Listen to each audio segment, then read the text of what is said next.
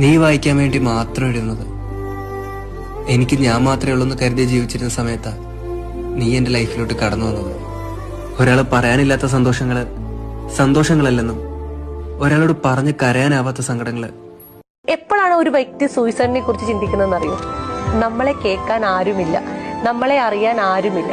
ഈ വ്യക്തി മരിച്ചു കഴിഞ്ഞാൽ ഇയാളെ കുറിച്ച് പറയാൻ 1000 കഥകളുണ്ടാവും.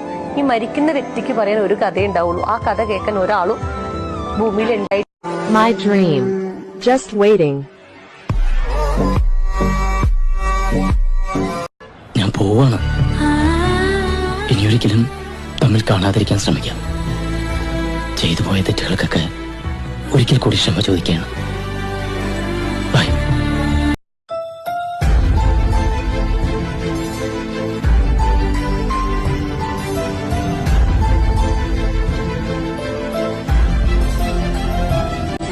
എടാ, ഞാൻ മരിച്ചാല് എന്റെ ഖബറിന്റെ അടുത്ത് വന്നിട്ട് നീ പറയണം, ദുനിയാവില് പരാജയപ്പെട്ടവനാണ് നാഥ ഇവനെ നീ ഇനിയും പരാജയപ്പെടുത്തല്ലേ.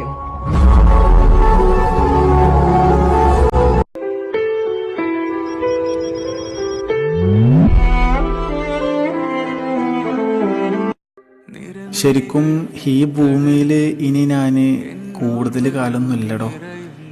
തളർന്നു പോയ മനസ്സും കൈവിട്ട ജീവിതവുമായിട്ട് എങ്ങനെയാ ഇനി എനിക്ക് ഇവിടെ ജീവിക്കാൻ കഴിയുക? ഇൻഷാ അല്ലാ. നിന്നെ ഓർത്തിനി ഞാൻ കരയില്ല. നീ എനിക്കൊരു പാഠമാണ്.